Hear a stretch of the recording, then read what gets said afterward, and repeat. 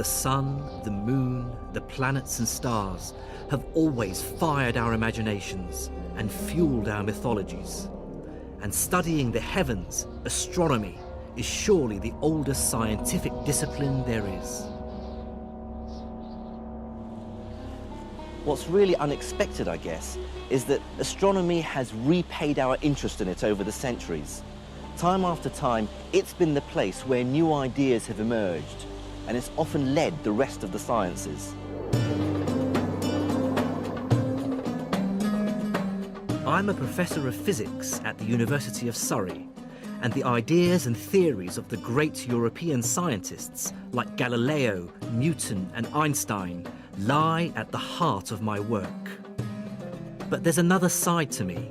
I'm half Iraqi, and I'm keen to investigate stories I'd heard as a schoolboy in Baghdad of great astronomers from the medieval Islamic world whose work shaped the discoveries of these later Western scientists. So I'm going on a journey through Syria and Egypt to the remote mountains in northern Iran to discover how the work of these Islamic astronomers had dramatic and far-reaching consequences. There I'll discover how they were the first to attack seemingly unshakable Greek ideas about how the heavenly bodies move around the earth. It was Islam that paved the way for one of the greatest upheavals in the history of science.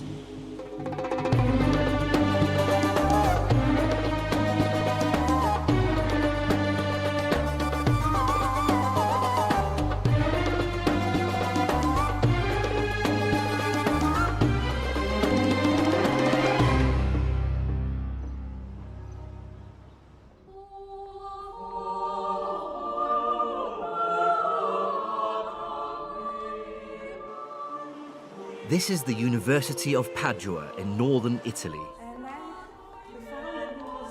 I'm here to see incontrovertible evidence that one of the greatest breakthroughs in European science links back to the earlier work by Islamic scholars.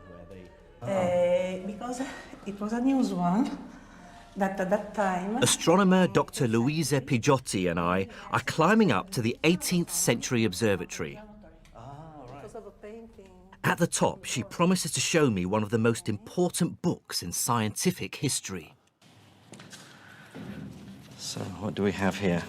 Okay, this is the second edition of Revolutionibus. Copernicus. Yes.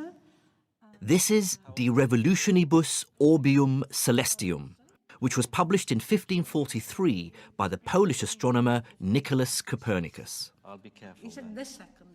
The significance of this book is enormous. In it, Copernicus argues for the first time since Greek antiquity that all the planets, including the Earth, go around the sun. For thousands of years, everyone had believed a very different view, that the Earth is static and everything, including the stars, sun and planets, move around it. And here there are all his system, okay? Oh, there we go. And the Sol, center system. the sun okay. in the middle. It's a famous drawing, Yes. this one.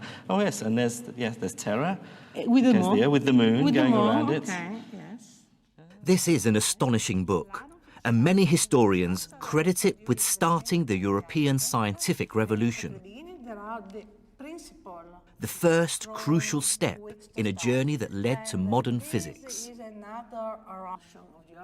Well, I agree, but it does seem a bit odd that one doesn't hear much about where Copernicus got his ideas and information.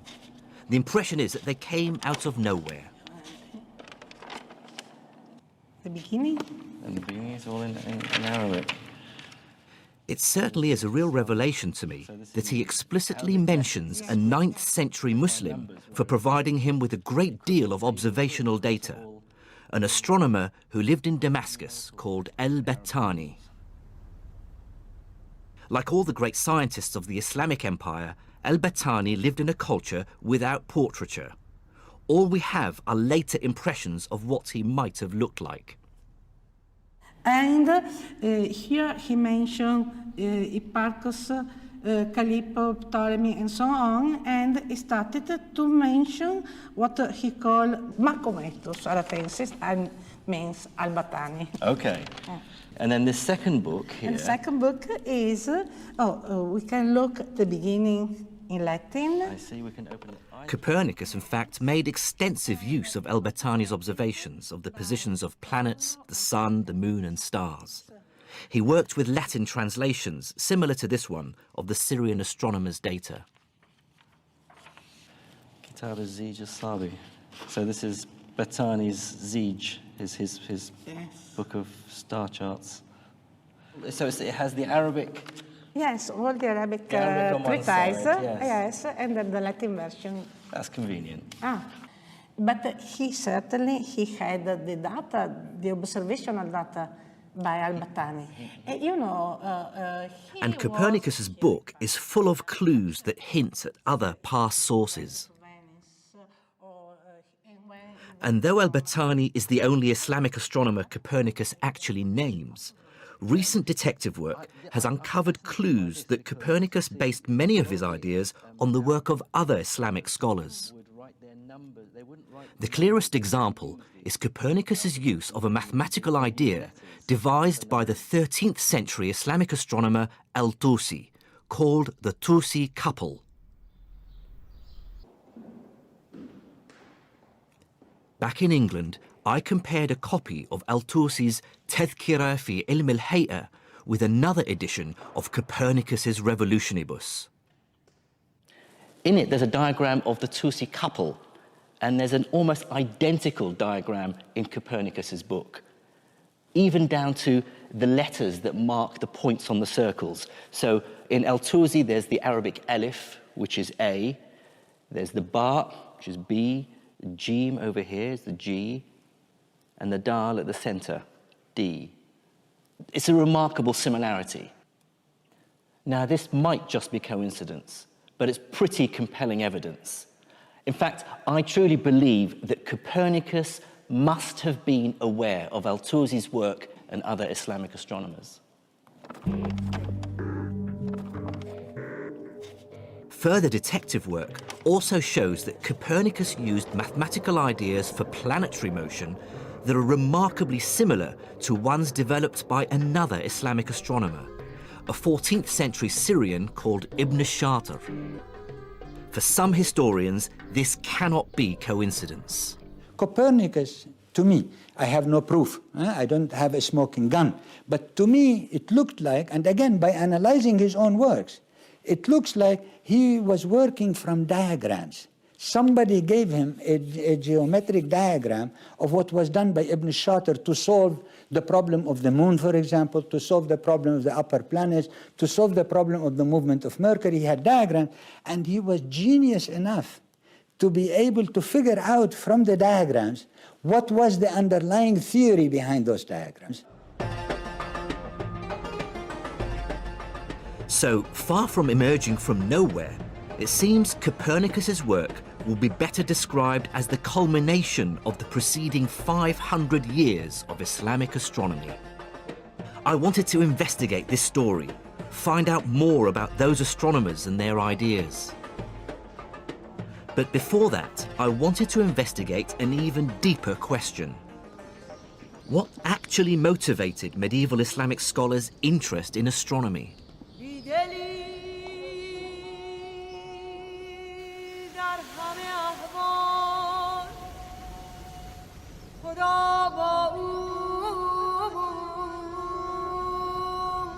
This is the Umayyad Mosque in the heart of the Syrian capital, Damascus, and is one of the oldest in the world.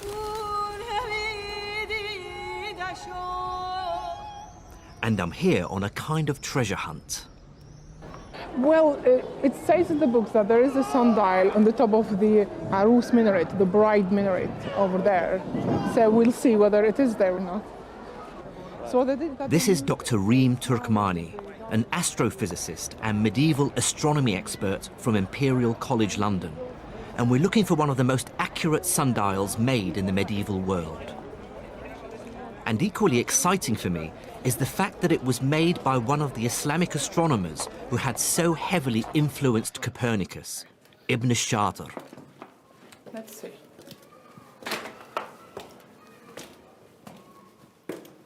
Officials in the mosque claim that the sundial was removed in the 19th century, but Ream's research suggests that an exact replica might still exist, high in one of the minarets, hidden from view. It's not quite the lost Ark of the Covenant, but the idea of discovering a 150-year-old artifact is still quite something. Would you recognise anything if you had a look? I need to look at the other window, sorry. No. No, it is further up. Yeah. Okay. Marking time accurately is essential to Islam. The Quran requires the faithful to pray 5 times a day at 5 very precise times. At the exact moment of dawn, when the sun is overhead, in the afternoon, at sunset, and then again at the moment of nightfall. So for early Islam, an accurate sundial was an extremely important fixture in many mosques.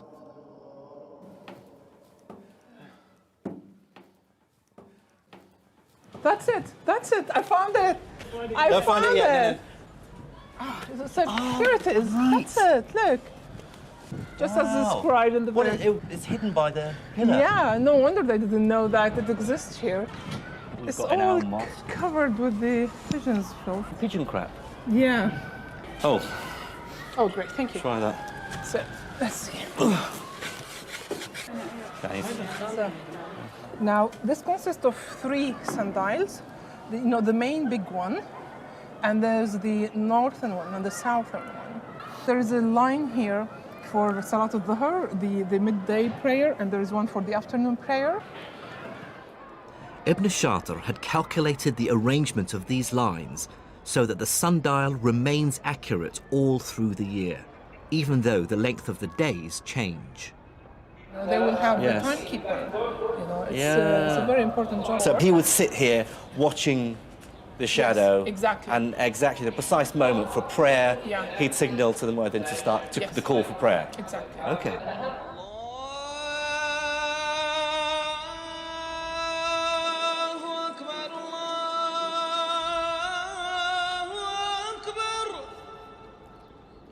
Ibn Shatir's sundial, accurate to within minutes, really showed me how Islam required its scholars to make meticulously accurate observations of heavenly bodies.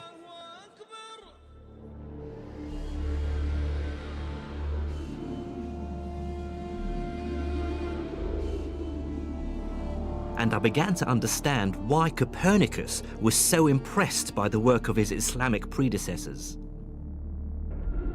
They really brought standards of accuracy and precision to astronomy that were unheard of before. They'd calculated the size of the Earth to within 1% and created trigonometric tables accurate to 3 decimal places. And when I met up with Reem Turkmani again on Mount Qasyun outside Damascus, I was to hear about the Islamic astronomer who personified accurate observation. The man whose astronomical tables and measurements Copernicus explicitly makes reference to. Al-Battani. Born in 858 in southern Turkey, Al-Battani made accurate astronomical measurement a personal obsession. And the story goes is that Al-Battani used to observe on this mountain here and in this observatory. Over 40 years, from 877, both here and in the town of Raqqa, Al-Battani's great project was to work out as accurately as possible the length of the year. This is a copy of the original manuscript. Okay. So I'll show you the chapter at which he explained the length of the year. Okay? The chapter 27. So he first started here by citing the ancient values of the Egyptians and the Babylonians, right? And he gives the length of year. Their estimate of the year was 365 days, 6 hours, and just over 10 minutes. To improve on this, Al-Battani used his ingenuity and a device like this, an armillary sphere. He used it to measure how the length of shadows varied over the course of a year. With this information, he was able to work out the precise day on which it's both light and dark for exactly the same time, the so-called equinox. And he repeated his measurements over the course of 40 years. Now, here's the clever bit. He examined a Greek text that was written 700 years earlier and discovered the precise day on which its author had also measured the equinox. He now had two vital pieces of data: the number of days between the two observations and the number of years. He divided the first number by the second to arrive at an astonishing result. A year is 365 days, 5 hours, 46 minutes, and 24 seconds. And he gets the new number, which was only 2 minutes of the modern observations. 2 minutes. 2 minutes so of only. the length of a year to an accuracy of Which just 2 minutes. Exactly, the one he calculated.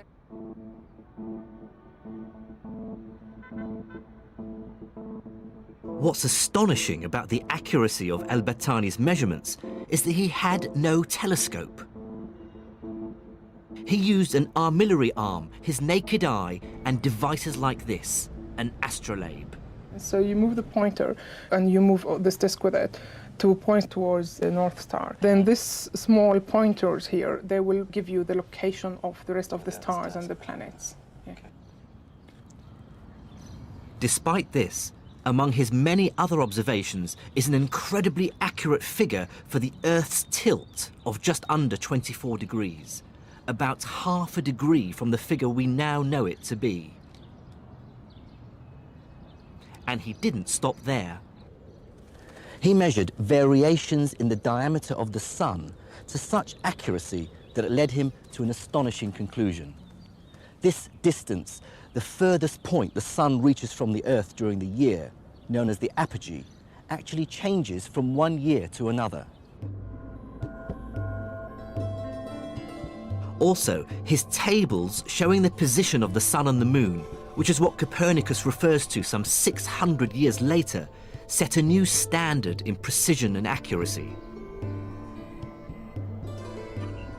So Al-Battani and his fellow Islamic astronomers were clearly good observers. But so what, you might ask? Well, the answer is that their observations began to suggest to them that the prevailing Greek theory that described how everything in the heavens revolved around the Earth had some serious flaws. This Greek tradition, which had been unquestioned for over 700 years, was based primarily on the work of one of the greatest astronomers of the ancient world. Claudius Ptolemaeus, or Ptolemy, was a Greek astronomer based in Alexandria in the 2nd century AD. He wrote one of the greatest texts in astronomy, the Almagest, which was basically a distillation of all Greek knowledge on the celestial world. Ptolemy believed that the sun, the moon, the planets, and the stars all sat on crystal spheres that rotated around the Earth. So the moon sits on the innermost sphere, followed by the sun and the planets, and finally a patchwork of stars on the outermost sphere. So we human beings sit at the very center of the universe, with the rest of the universe rotating around us. But as Ptolemy himself realized, there's a problem with trying to describe the heavens as a place of mathematically idealized perfect spheres. And that is that the planets don't really play ball. As they move across the night sky, they change speed, appear to get bigger and smaller, and even go back on themselves. Ptolemy tried to explain this away by arguing that the planets sat on small spheres called epicycles, which rotated around a bigger sphere called a deferent. This explained why they might look as though they were changing size, and why they sometimes even change direction.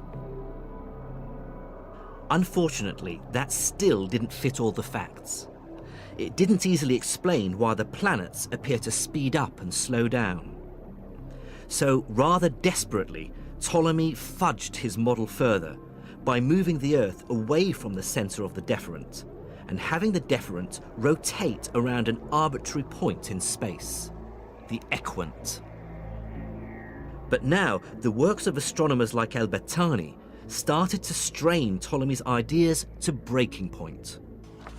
Their careful observations began to suggest that even with Ptolemy's unwieldy equants and deferents, the actual behavior of the heavens didn't fit the data. So what do you do if you were an astronomer living in Baghdad and you have all those results on your table? The very first requirement is to say, this Greek tradition is not as trustworthy as it is advertised to be. And now, of course, they begin to say, if the fundamental values of the astronomical tradition of the Greeks, which we could double check and we found them to be in error, what else is in error? They began to question now the more basic foundational astronomical, cosmological foundations of the Greek tradition. And question they did.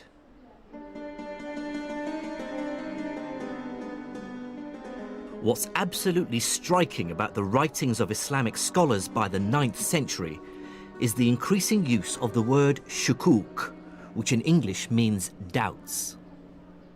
They showed that it's sometimes necessary to doubt an idea that everyone around you believes unquestioningly. Islamic doubting of Greek astronomy began the slow process of undermining the notion that the Earth is at the center of the universe. To doubt takes great courage and imagination. But if the great dialogue between Islamic and European astronomers shows anything, it's that doubt, or shukuk, is the engine that drives science forward.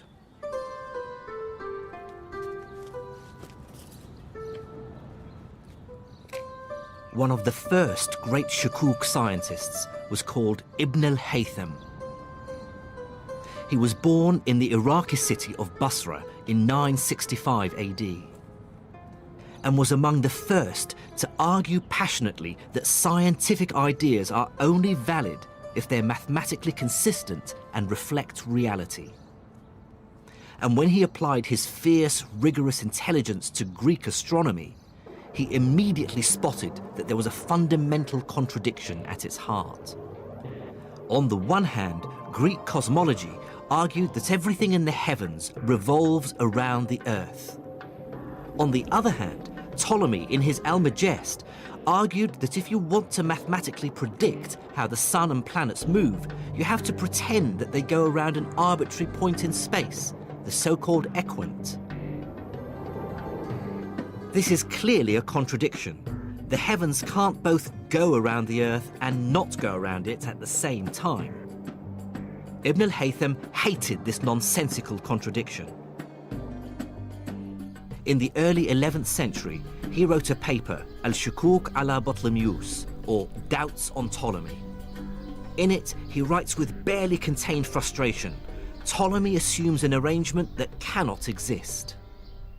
Ibn al-Haytham says that is a total absurdity. We cannot accept that, and furthermore, he says, it's not a slip of a tongue. Ptolemy knew that it was an absurdity, and he shows us where Ptolemy himself was embarrassed by having to introduce it. So he says there is a fundamental reasoning problem, meaning that the Greeks knew, that Ptolemy knew that he was making a mistake, but he knew he couldn't do any better, and hence now the challenge is to do one notch better, and hence to be able to fix this. That, in my explanation, begins to be the program of research for all astronomers to come. In order to achieve that project, you had to be convinced that it was possible to make high precision mathematical models of the way in which planets and stars move that would really capture how they are in the heavens.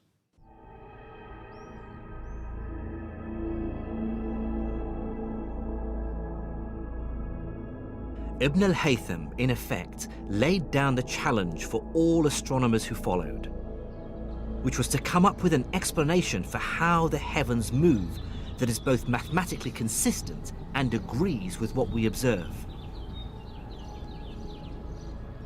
The final answer to this would come from faraway Europe with Copernicus and others. But the next and crucial breakthrough came somewhat closer.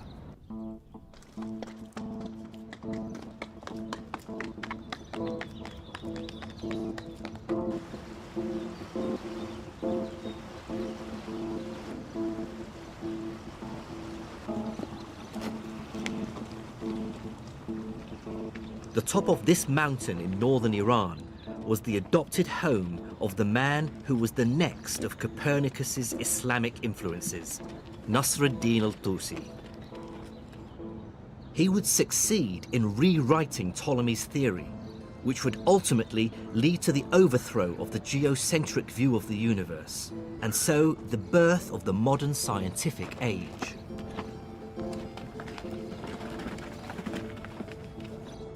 This is the remote castle of Alamut, al-Tusi's adopted home. For many years, it was the home of a Muslim sect called the Ismailis. It's a lovely secluded spot, and it was the center of the Ismaili movement. It's not surprising that al-Tusi would find a home here. And it wasn't just him. Many other scholars were gathered here, and there seems to have been a library. It was a center for learning as well as a military stronghold.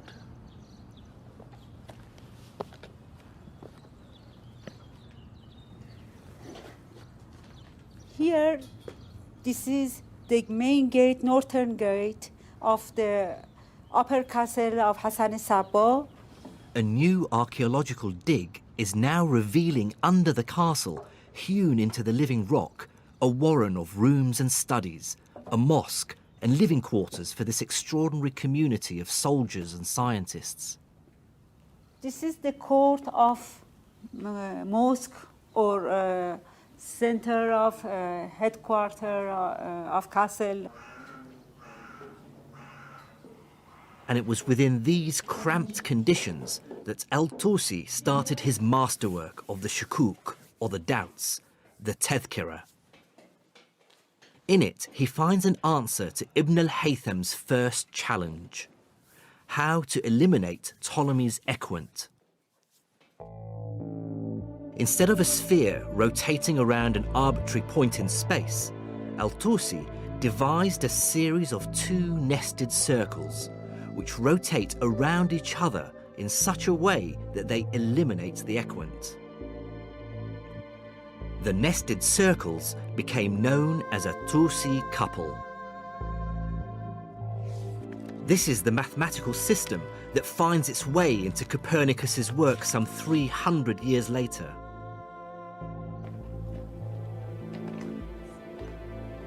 Having found a solution to the equance problem, al-Tusi now wanted to complete the task Ibn al-Haytham had started 200 years earlier: to find a consistent mathematical description of the movement of the celestial bodies.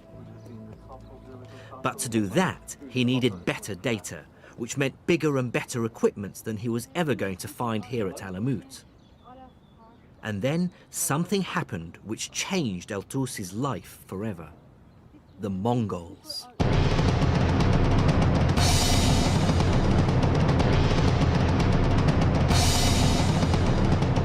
Streaming in from the east, an army of Mongols, led by Haluga Khan, marched into Iran, crushing everything before them. By 1255, they had reached the foothills of Alamut, intent on its destruction. Then, in a brilliant piece of diplomacy, al-Tusi managed to both save his own skin and satisfy his scientific ambition. He visited the Mongol leader and played on his deep astrological superstition. Convincing him he could tell the future if only he had new equipment, al-Tusi persuaded the Khan to make him his head scientist and to build him just a few hundred miles away, perched on a hilltop where the air was clear, the largest observatory the world had ever seen.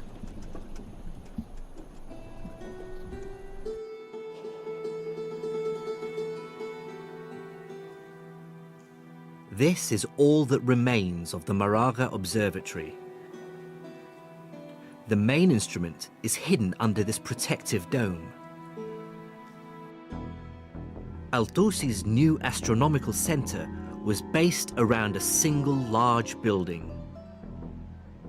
Inside was an enormous metal arc, an armillary arm, 10 meters across. On its circumference were marked angles in degrees and minutes. The scientists would line up the celestial object under study with a central point on the arc, and then make a reading from the markings on the arc, giving them the definitive, accurate position of the object in the sky. The building was also surrounded by smaller astronomical equipment, libraries, offices, and accommodation. The observatory even had its own dedicated mosque.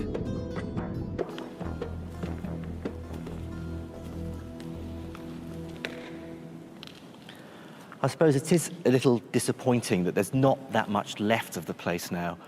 So you really have to imagine what it must have been like back in its heyday. After all, what Al-Tusi built here was nothing less than the world's greatest observatory for 300 years. And like any modern-day international research institute, he brought together the world's greatest astronomers from as far away as Morocco and even China. I mean, it must have been a really great, buzzing atmosphere to work here.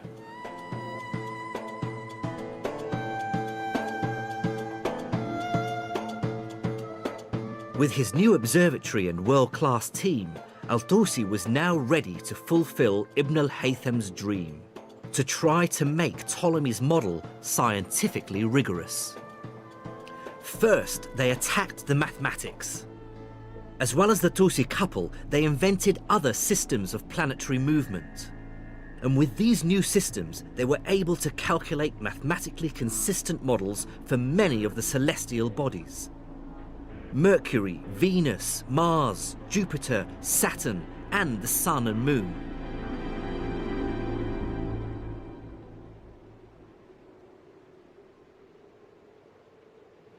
Al-Tusi and the astronomers he brought together created what became known as the Maraga Revolution, which was a complete paradigm shift in astronomy, overthrowing the old Ptolemaic view. What Islamic scholars and astronomers like Al-Tusi do is to organize and make sense of mathematical astronomy at a level of unprecedented accuracy, using instruments more precise than had been built before, over longer timescales, with predictions of the positions of planets and stars that no one had previously reached. That at Maraga or at Alamut, we see, I think, genuine revolutions in the level, scale, and intensity of mathematical astronomy.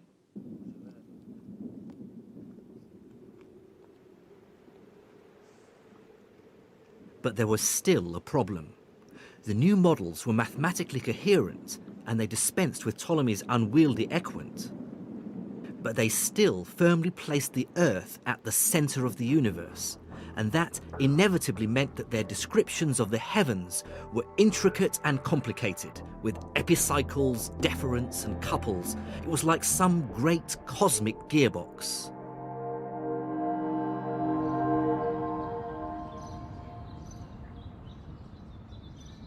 It would require a huge leap of imagination to make the next step in our story. And that next step would take place 2,000 miles from where I am now.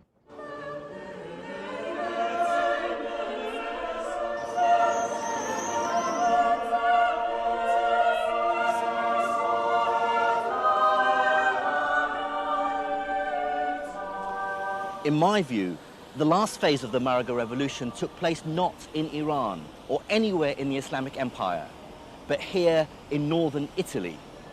Based on the work of Muslim scholars, places like the University of Padua were already starting a new scientific movement, the Renaissance.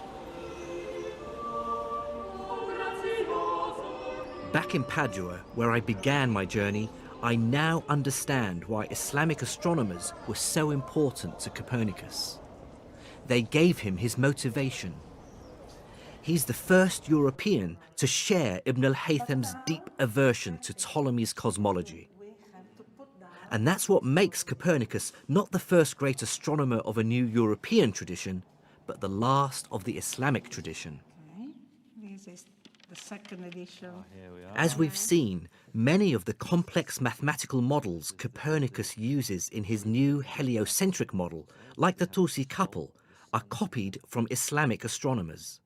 But more importantly, it's Copernicus's deep desire to bring mathematical consistency to cosmology that he really owes to his Islamic predecessors. Copernicus's ideas set in motion a train of scientific revelations that would eventually lead to Isaac Newton and the discovery of gravity. In Newton's hands, Ibn al-Haytham's dream of an astronomy with rigorous and coherent mathematics, which agrees with experimental observation, finally took place.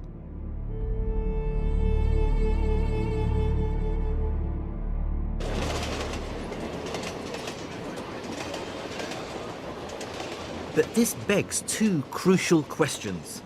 Why was the great astronomical project which Islamic astronomers began completed in Europe and not in the Middle East?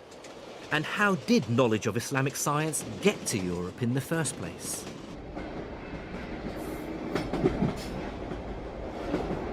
The answers to these questions lie in one of the most beautiful cities on earth, the Queen of the Adriatic, Venice.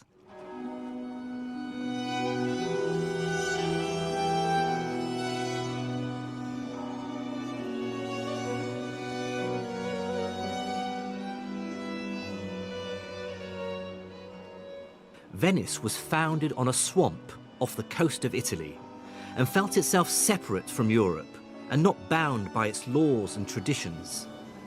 And as Shakespeare famously pointed out, the two most important aspects of Venice were its merchants and its long-standing links with the Arabs or Moors. It was a rich and complicated relationship, sometimes based on piracy and theft. The story goes that in 828, two Venetian merchants stole the bones of a famous Christian saint from Venice's rival city across the water, Alexandria. The bones belonged to St. Mark the Evangelist, and they brought them back here to St. Mark's Square.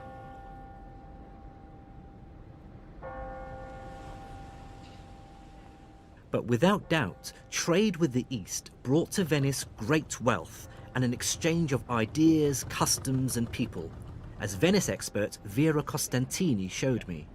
So this is called Campo dei Mori because, as you can see, at the corners there are statues of what were called Moors. Yeah. Oh, there's another. Yeah, there's another one with a turban.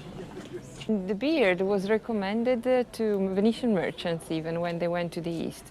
There were manuals written for Venetian merchants. How to blend in. How to, yes, you know, how to be respected in the East. Yeah. Oh. As Venetians traded more and more with their Muslim neighbours, the influence of Islam was more strongly felt. Arabic coffee culture became hugely popular, as did Islamic styles of architecture with their characteristic arches and decorations. So the next thing I want to show you is the Palace of the Camel. When Venetians traded in the East, the unity of measurement of a load that could be loaded on a dromedary was called a carico. And it was the exactly same unity of measurement they had in the East, and it was called yoke. So it's not coincidence that they... No, it's not, that they actually imported that unit of weight. Yes, of measurement, yeah, of weight. And with the Arabic trade came the Arabic books. The great 9th century Arabic text on algebra appeared in Latin in the 12th century. The same century saw the arrival of Arabic astronomical tables. And in the 15th century, the famous Canon of Medicine was first published in the West.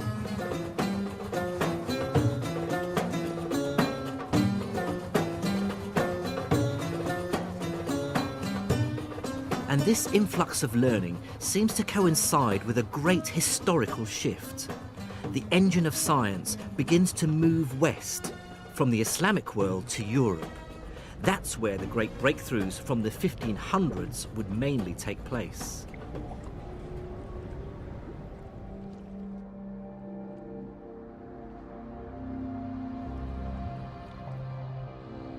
I encountered an astonishing and very tangible symbol of this shift and a really surprising clue as to why it happened, thanks to Professor Angela Nuovo from the University of Udine. "20 years ago, in this library on one of the islands of Venice, Angela discovered the only surviving version of a 500-year-old book. And what did it feel like? I mean, this is a big yes. discovery. Yes, it was a great emotion. I remember it was July, very hot, like today, even hotter, and I felt cold at that moment, yes. And yes, it was a great emotion. What she found was the very first printed copy of Islam's holy book, the Quran.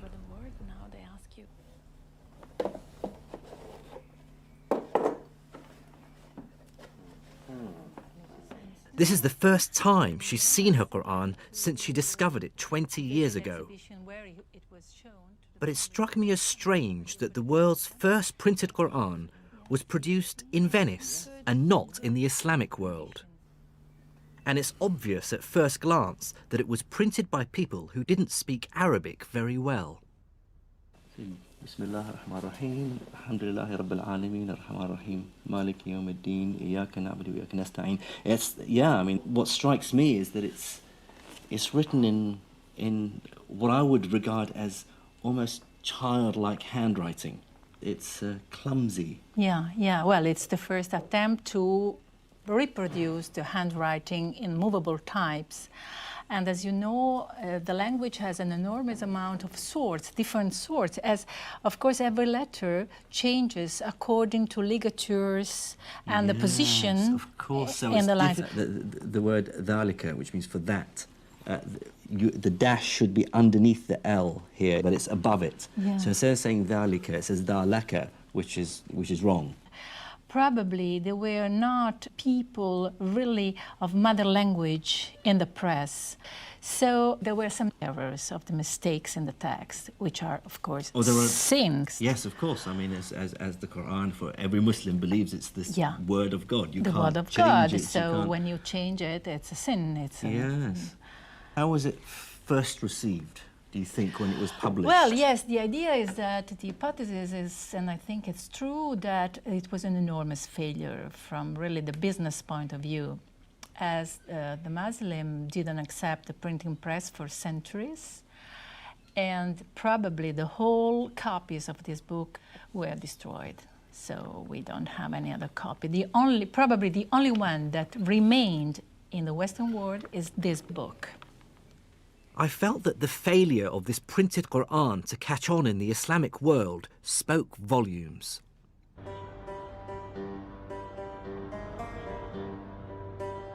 "800 years earlier, one reason for Islamic science's success had been the precision of the Arabic language. With over 70 different ways of writing its letters and many extra symbols to define pronunciation and meaning, it allowed scholars of many different lands to communicate in a single common language." Now, with the arrival of the printing press, scientific ideas should have been able to travel even more freely.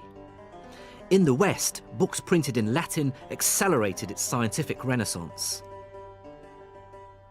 But because of its symbols and extra letters, Arabic was much harder to set into type than Latin, and so a similar acceleration in the Islamic world failed to materialize. I believe this rejection of the new technology, the printing press, marks the moment in history when Arabic science undergoes a seismic shift.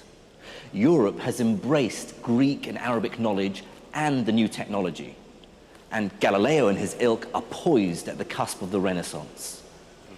It has been a turning point both in the history of the Venetian printing press, who used to be extremely powerful. I mean, it's the limit of expansion, let's say, and in the history of the relationship, the cultural and general relationship between the East and the West, as acceptation of printing would have meant the acceptation of the first important technology. So, you know, the two histories started to differ very much, as you know.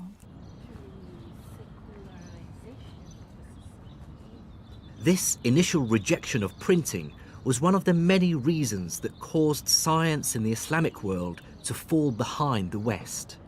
It coincided with a host of global changes, all of which affected the way science developed.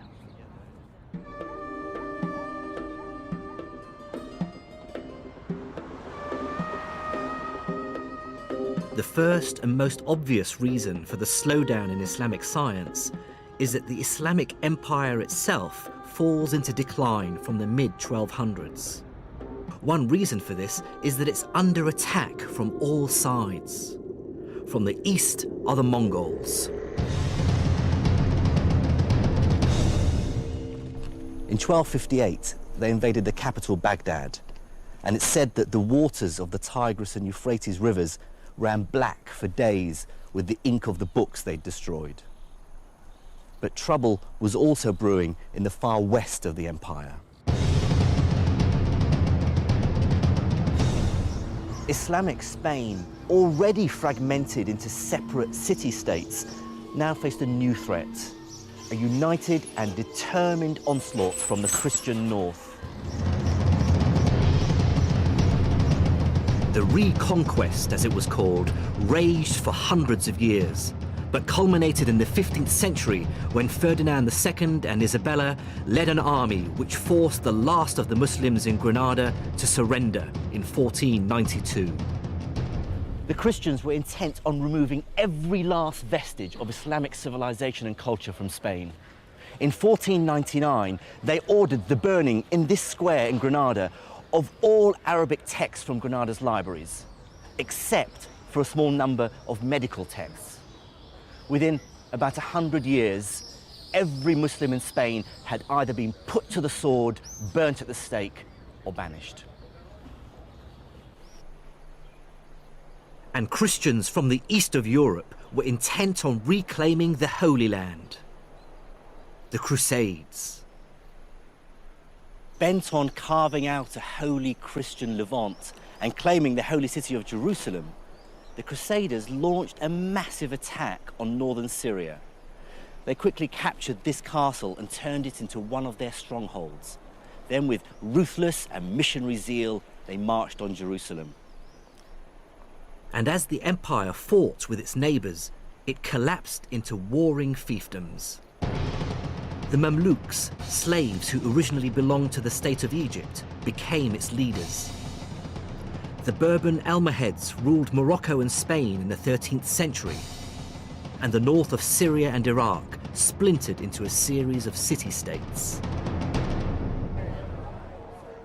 But for many historians of science, the biggest single reason for the decline in Islamic science was a rather famous event that took place in 1492. That year, the entire political geography of the world changed dramatically when a certain Christopher Columbus arrived in the Americas. I explain it with the phenomena of the discovery of the New World in 1492. The immediate result is that you got immense amount of gold and silver coming to the royal houses of Europe at the time, and all the adventurous empires and royal houses of the time who were setting colonies all over the world. And science always follows the money. As the 16th and 17th centuries came and went, that money, power, and hence scientific will moved through Spain and Italy and on to Britain. By the 17th century, England, sitting at the centre of the lucrative Atlantic trade route, could afford big science. And that ultimately explains why the greatest book in world science, Sir Isaac Newton's Principia Mathematica, the book that ultimately explains the motion of the sun, the moon, and the planets, was not published in Baghdad, but in London. It was necessary for him to have data of astonishing accuracy gathered from across the world. Global inventories of numbers, observations, positions. The heights of tides, the positions of comets and planets, the rate at which pendulums beat. It's a global project. It's big science.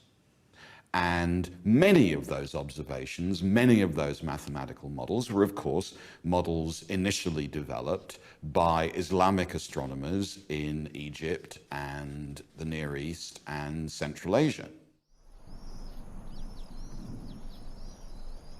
But there's a final twist in the tale. As the wealth of the Islamic nations subsided through war, political and religious entrenchment, and the loss of its lucrative trade, so its science declined. But what this doesn't explain is why their scientific achievements have been so forgotten.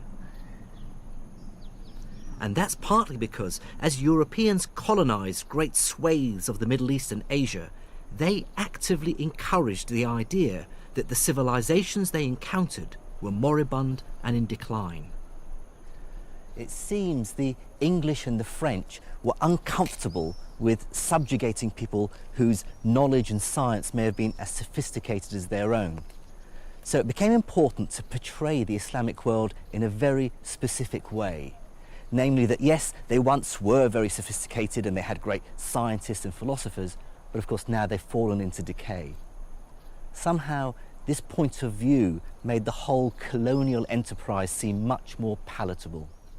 One of the most fascinating developments, I think, in the history of the encounter between Western Europeans and other cultures is a kind of shift which has got fundamental and terrible consequences amongst Western Europeans when they start to reflect on why they are superior. It doesn't often cross Western Europeans' minds that they might not be superior to everybody else.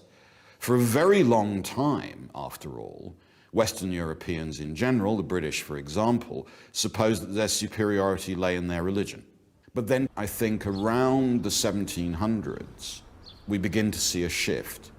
And the shift is from claiming that the reason for European superiority is its religion to the reason for European superiority is its science and technology. Eventually it ends up with the famous phrase, we have the Gatling gun and they do not. Europeans in that period were quite prepared to acknowledge that in ancient times, Islam, for example, had achieved great things in the sciences, but they weren't doing so now. So even recent Islamic and Sanskrit astronomy was imagined to be very old, because if it was very old, it meant that the culture the British were conquering was declining. And for the British, that was clearly good news. And some experts believe that the effect of this on Islamic scientific history is still felt in the Islamic world today. The Islamic part and the Arab part have not yet discovered their history because their history was obliterated intentionally by the colonization period. And unfortunately, when they rediscover it now, they're rediscovering it in bits and pieces. So today, for many different reasons, the great observatories of the medieval Islamic world are ruined husks. And it's true to say that most of the great scientific breakthroughs of the last 4 centuries have taken place in the West. But that's not to say that science has completely ground to a halt in the Islamic world. Now, in the 21st century, there are many examples of cutting-edge research being carried out. Well, I've arrived at the Royan Institute here in Tehran, where they carry out stem cell research, infertility treatment, and cloning research. I was surprised to learn that here in Iran, an Islamic state, potentially controversial science like genetic modification and cloning is condoned, even funded by a theocratic government. One of the uses is when a small part of the heart stops working, which is finally going to lead to heart failure. Right. So the cells from that part of the heart are actually replaced with the cells that have been cloned. Another use of cloning in therapeutics is actually creating an animal which has the medicine in their milk, for example. So when we drink the milk, we actually receive the medicine we need. Considering genetic research has many vociferous opponents in Christian communities, I was intrigued to see that here in Tehran, they have their own in-house imam to offer support and advice on this sometimes quite controversial research. ما در کمیته اخلاق پزشکی We have got this medical ethic committee here in Royal Institute, and every project which is proposed is investigated in this committee, and we see different aspects of it, and they have got to justify the project for us. I'm not enough of an expert in genetics to truly assess the quality of the work here, but one thing I can say is how at home I felt. Whatever cultural and political differences we have with the Iranian state, inside the walls of the lab, it was remarkably easy to find common ground with fellow scientists. Nature's rules are refreshingly free of human prejudice. That's something the scientists of the medieval Islamic world understood and articulated so well. In the 9th century, Al-Khwarizmi synthesized Greek and Indian ideas to create a new kind of mathematics, algebra. The polymath Ibn Sina brought together the world's traditions of healthcare into one book, contributing to the creation of the subject of medicine. In remote Iranian mountains, astronomers like Al-Tusi paved the way for scientists working hundreds of years later in Western Europe. These scientists' quest for truth, wherever it came from, was summed up by the 9th century philosopher Al-Kindi, who said, "It is fitting for us not to be ashamed of acknowledging truth and to assimilate it from whatever source it comes to us. There is nothing of higher value than truth itself. It never cheapens or abases he who seeks."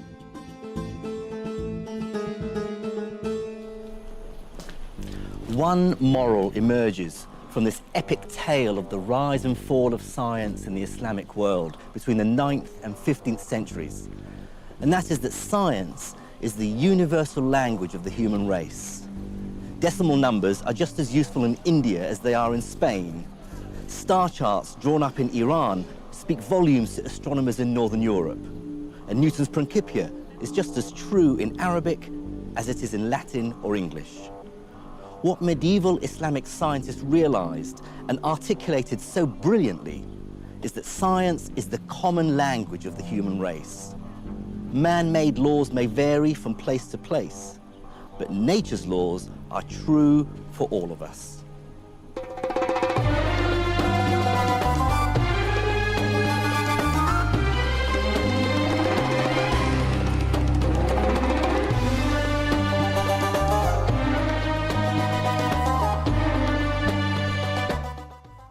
That was the last in the series. Next tonight, how to fit a square peg into a round hole.